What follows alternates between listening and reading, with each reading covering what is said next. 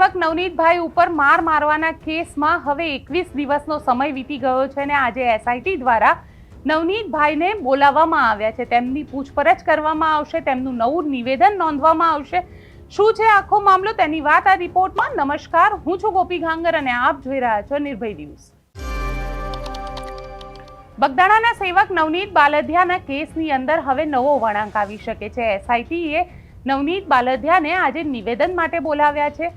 આટલા દિવસથી લગભગ 21 દિવસનો સમય વીતી ચૂક્યો છે નવનીત બાલદિયાને માર મારવાના કેસની અંદર અને આ કેસની અંદર કોળી આગેવાનોની મુખ્યમંત્રીને રજૂઆત બાદ આ કેસમાં એસઆઈટી ઇન્વેસ્ટિગેશન સોંપવામાં આવ્યું હતું અને એસઆઈટી ઇન્વેસ્ટિગેશન સોંપ્યા બાદ 3 અન્ય લોકોની પણ ધરપકડ કરવામાં આવી છે। એટલે કુલ મળીને આખા કેસની અંદર 11 જણાની ધરપકડ કરવામાં આવી છે અને હવે નવનીત બાલદિયાનું આજે નિવેદન લેવામાં આવશે। નવનીત બાલદિયા અત્યારે ભાવનગર રેન્જ આઈજીની ઓફિસે પહોંચી ગયા છે। ત્યાં રેન્જ આઈજીની ઓફિસે તેમનું નિવેદન નોંધવામાં આવશે।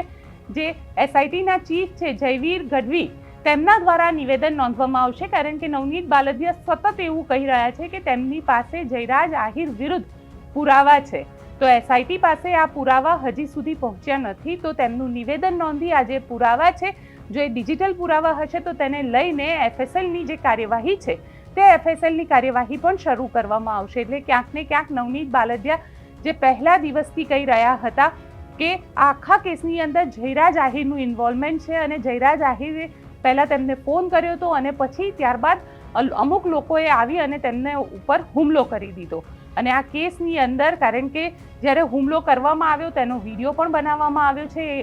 નવનીત બાલદિયાનો એવો દાવો પણ છે કે કોકને વિડીયો કોલમાં બતાવવામાં પણ આવ્યું હતું અને ત્યારબાદ જે આરોપી છે તેમનો પણ એક વિડીયો જે જયરાજ આહિરના ફાર્મ હાઉસનો છે તે વિડીયો મળ્યો હતો। એટલે ક્યાંક એક ડિજિટલ પુરાવા પણ ભેગા થયા હતા, પરંતુ હવે જે એસઆઈટીની ટીમ છે તેમને નવનીત બાલદિયાને પૂછપરછ માટે બોલાવ્યા છે અને નવનીત બાલદિયાની આજે પૂછપરછ કરી તેમનું નવું નિવેદન નોંધવામાં આવશે। અત્યાર સુધીમાં નવનીત બાલદિયાના 2 થી 3 નિવેદનો નોંધાઈ ચૂક્યા છે।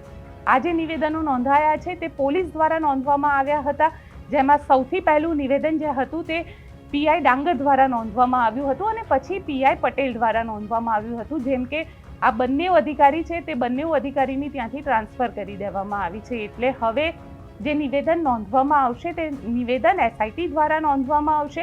તેની અંદર નવનીત બાલદિયા શું કહે છે અને તેમાં પણ ખાસ કરીને જો નવનીત બાલદિયા એવું કહી રહ્યા છે કે મારી પાસે પુરાવાઓ છે, તો એ કયા પુરાવાઓ છે, કઈ રીતે એ ઘટના સાથે એ મેચ થાય છે અને સાથે સાથે એ જે પુરાવાઓ છે તેમાં જયરાજ આહિરની ભૂમિકાને કઈ રીતે સ્પષ્ટ કરી શકાય તે બધી જ વાતનું અહીંયા આગળ પૂછપરછ કરવામાં આવશે અને સાથે તેને તાર પણ જોડવામાં આવશે। એટલે આજે નવનીત બાલદિયાનું નિવેદન નોંધ્યા બાદ હવે આગળ એસઆઈટી શું ઇન્વેસ્ટિગેશન કરે છે, જયરાજ આહિરને સમન્સ આપે છે કે નહીં, કારણ કે હજી સુધી જયરાજ આહિરને કોઈ પણ પ્રકારનું સમન્સ આપવામાં નથી આવ્યું કે ના તેમનું નિવેદન નોંધવામાં આવ્યું છે।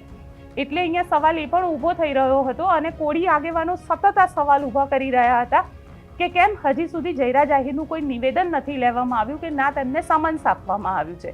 હવે જ્યારે નવનીત બાલદિયાનું સ્ટેટમેન્ટ રેકોર્ડ કરવામાં આવશે, એસઆઈટી જે ટીમ છે તે જે ભાવનગર રેન્જ આઈજીની ઓફિસ છે ત્યાં નવનીત બાલદિયા પહોંચ્યા છે અને ત્યાં આગળ હવે તેમના નિવેદનને નોંધ્યા બાદ જયરાજ આહિરને ત્યાં બોલાવવા કે નહીં તેના ઉપર એસઆઈટીની જે ટીમ છે એ આગળ નક્કી કરશે। આપ શું માનો છો મને કોમેન્ટ બોક્સમાં ચોક્કસથી લખીને જણાવજો અને અમારી ચેનલ નિર્ભય ન્યૂઝને લાઇક, શેર અને સબસ્ક્રાઇબ કરવાનું ભૂલશો નહીં। આભાર।